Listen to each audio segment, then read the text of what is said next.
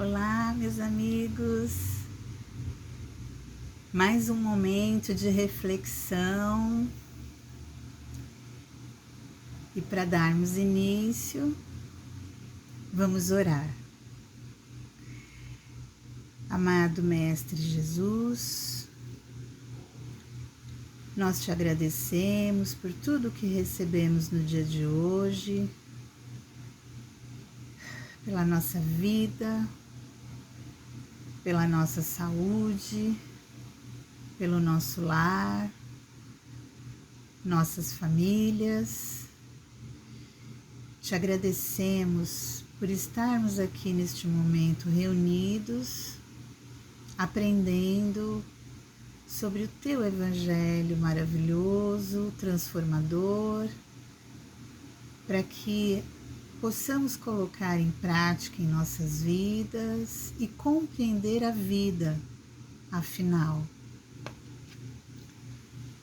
E vamos para mais um momento de reflexão, onde pedimos o amparo do mentor deste grupo, da Evangelioterapia, e que nos abençoe com os esclarecimentos maravilhosos. Que assim seja. Graças a Deus, graças a Jesus. E na primeira Evangelioterapia do ano, eu não quis usar o Evangelho segundo o Espiritismo. Nós vamos começar com uma mensagem do livrinho Jesus no Lar, pelo Espírito Neio Lúcio, psicografia do nosso Chico querido. E na verdade são lições, né? São histórias dos evangelhos que Jesus pregava, né? Nas casas, junto aos seus amigos, com os seus discípulos. São lições muito importantes. Então eu resolvi que hoje a gente vai falar de uma delas, né? Que é muito significativa para o nosso grupo. É a lição 43. Ela tem o título A Glória do Esforço. Relacionava Tiago, filho de Alfeu, as dificuldades naturais na preparação do discípulo quando várias opiniões se fizeram ouvir quanto aos percalços do aprimoramento. É quase impossível praticar as lições da Boa Nova num mundo avesso à bondade, à renúncia ao perdão, concluíam os aprendizes de maneira geral. A maioria das criaturas comprazem-se na avareza ou no endurecimento. Registrava o mestre a conceituação expendida pelos companheiros em significativa quietude, quando Pedro o convocou diretamente ao assunto. Jesus refletiu alguns instantes e ponderou. Entre ensino e aproveitamento, tudo depende do aprendiz. E aí ele conta uma história, né? Que no tempo de Davi existia um grande artista que tocava maravilhosamente bem a harpa. E realmente ele dominava o instrumento, as pessoas se encantavam e aquilo começou a trazer pessoas de bem de fora, vinham com as suas comitivas, descansavam nos jardins da casa desse músico, né? E ali ele tocava para essas pessoas ouvirem. E cada vez mais pessoas de grande posse vinham com suas comitivas descansar ali da viagem e ouviam aquelas melodias maravilhosas, né? E ele tinha um serviço de casa, que era um escravo de idade, muito sereno, achavam inclusive que ele era muito tolo, muito bobo, mas ele servia água, doces, frutas, para os visitantes, né, como cortesia. E assim passaram-se os anos. E esse escravo ele não conversava com ninguém, muito humilde, e depois, enquanto ele ficava ali servindo, ele apreciava também aquela música, com todo o seu amor, com todo o seu coração, né? Bom, passaram-se anos, esse músico enriqueceu, ele ficou muito melhor financeiramente. Ele também era convidado para casas mais abastadas, para as festas, né? E ele, voltando de uma dessas festas para casa, no caminho ele começou a ouvir uma música maravilhosa.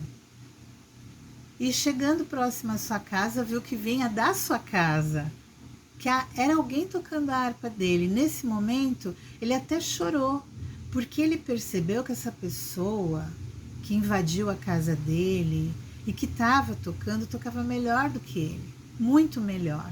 E ele ficou emocionado com aquilo. E aí ele entrou para saber quem era.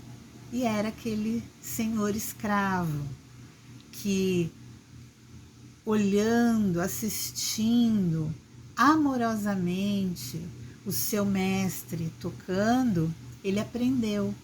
E nas horas que ele tinha de direito de descanso dele, ele treinava sem incomodar ninguém, sem pedir nada em troca, e ele aprendeu. O mestre, o dono da casa, o músico maravilhoso, ficou tão encantado porque entendeu que ele era muito superior a ele, que o libertou, para que ele tivesse um lugar digno e que ele também pudesse apresentar, não é, o que era de direito. Diante da estranheza dos discípulos, que se calavam, confundidos, o mestre rematou: a aquisição de qualidades nobres é a glória infalível do esforço.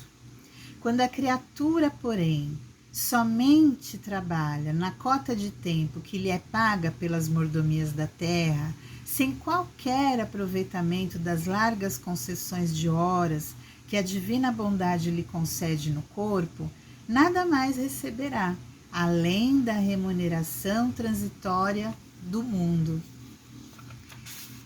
E isso é maravilhoso, isso é muito importante para o nosso estudo, para a nossa aprendizagem. É uma lição muito rica, né?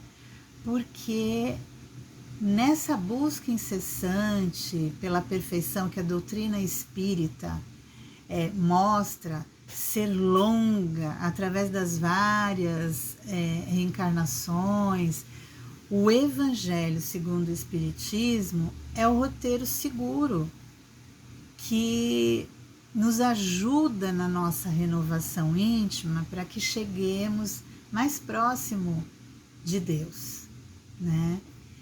E o Evangelho segundo o Espiritismo nos traz as lições de Jesus na sua simplicidade, né?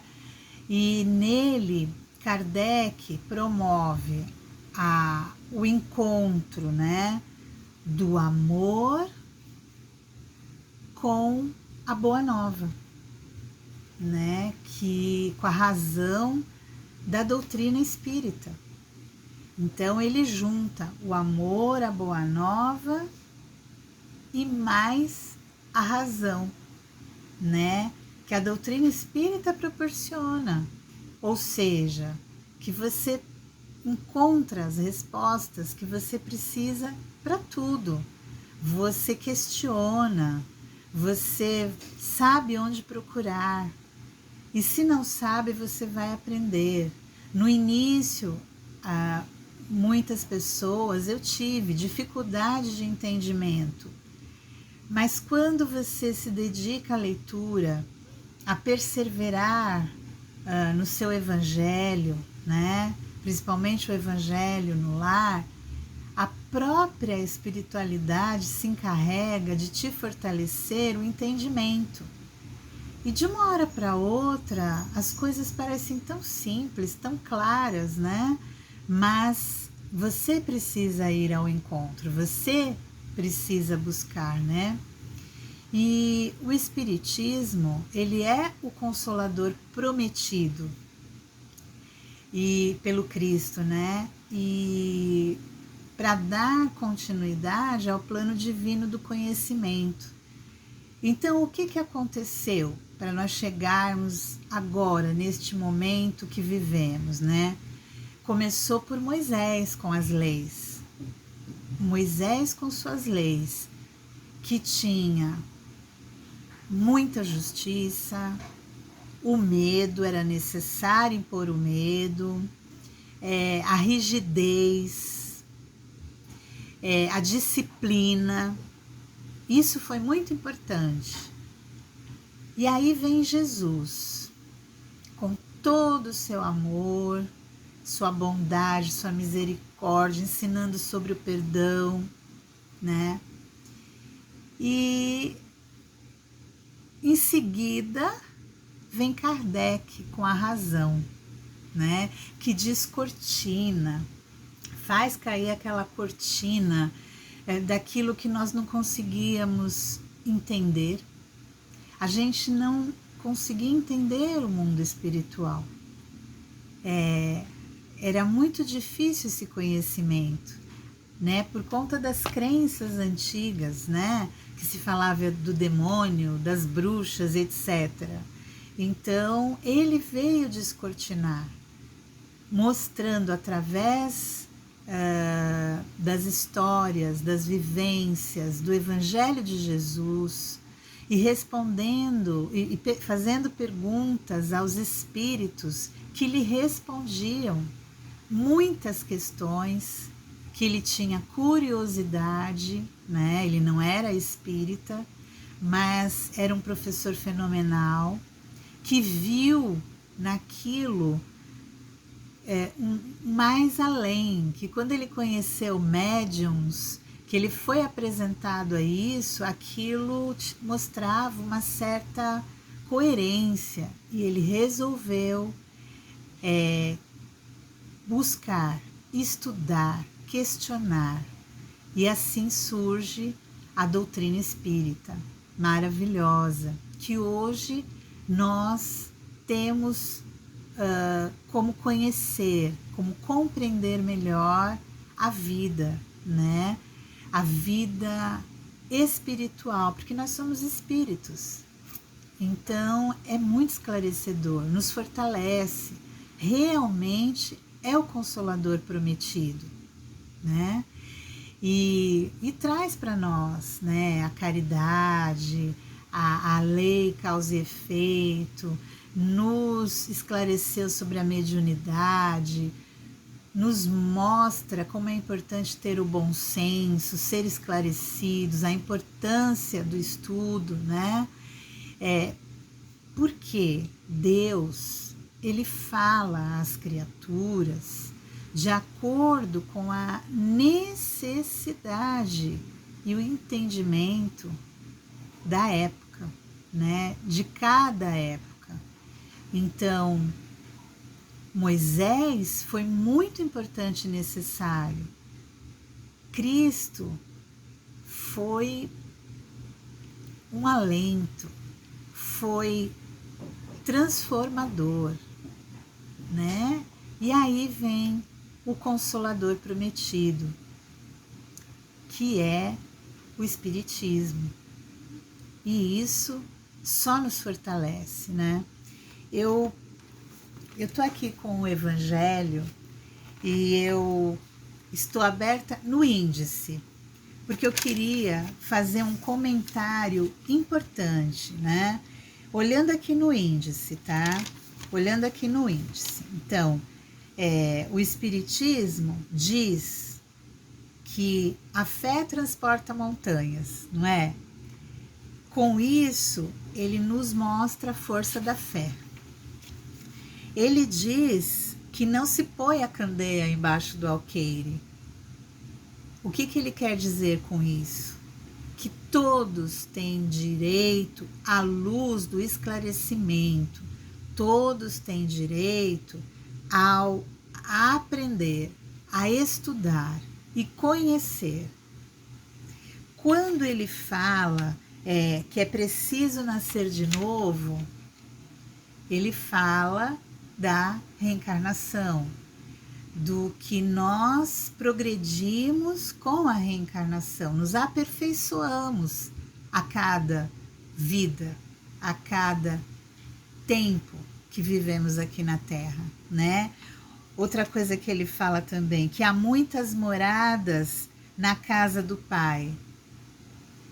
Existem muitos lugares, muitos outros mundos habitados, né?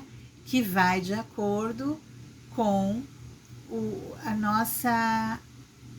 nosso entendimento, que vai de acordo com aquilo que progredimos, que vai de acordo com o nosso aperfeiçoamento, né?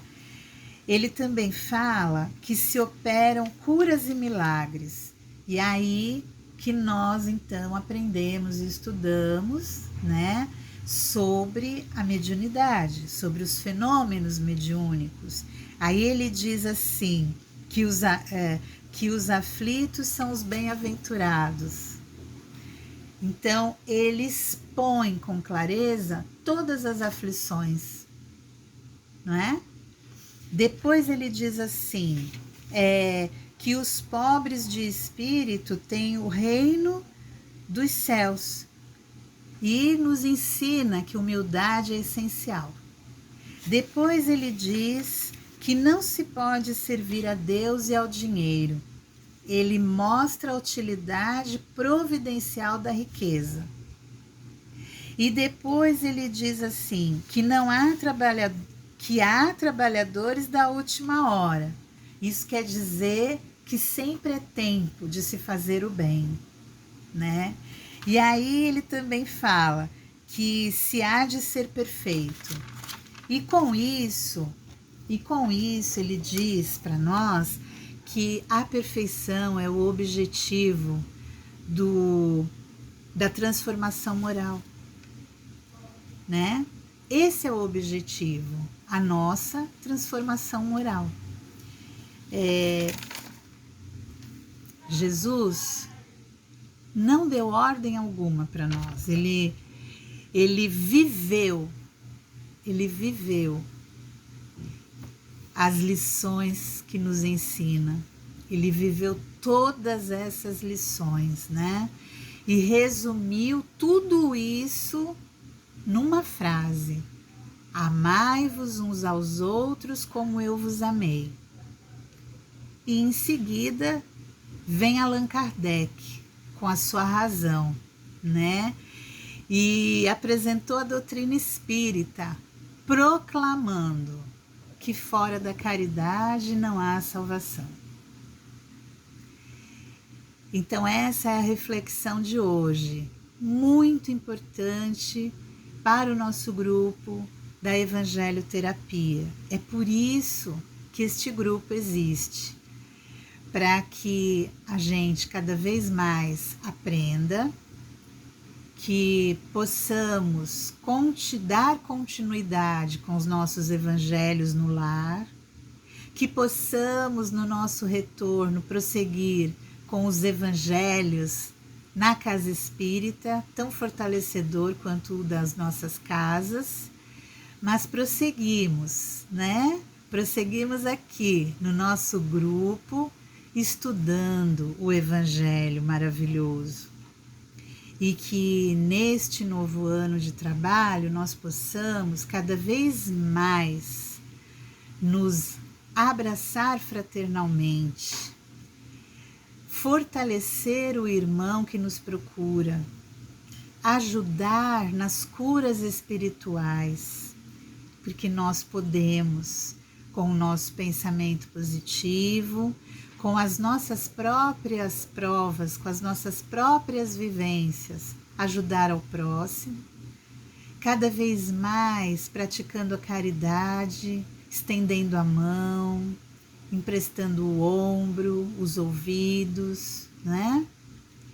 E esse é o grande trabalho da evangelioterapia: fortalecer quem precisa, orientar quem necessita e agasalhar aquelas pessoas que não têm ainda o conhecimento que nós já temos. Nós já podemos proporcionar esse amparo, todos nós desse grupo. Então, hoje, a nossa reflexão é sobre esse trabalho maravilhoso de atendimento fraterno, de aconselhamento, não é? De fortalecimento através do nosso Evangelho. E assim, nós damos prosseguimento ao nosso trabalho de grupo.